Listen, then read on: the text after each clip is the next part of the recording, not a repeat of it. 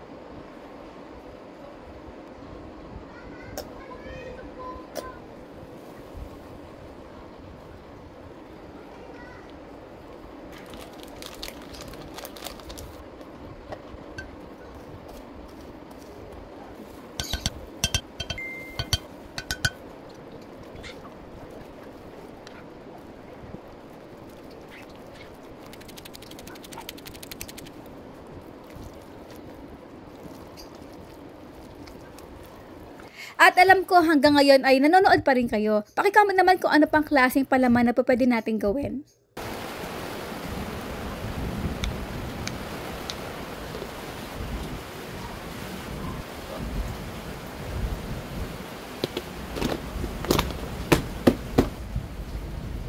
Kain po tayo.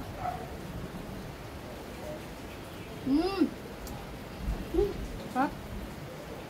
Tamang-tamang tikla. Hindi nakakaulan.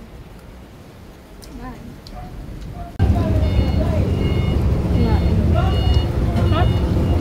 Lasa ano? Sopas sa Jollibee. Sopas. Sopas ang naging palaman.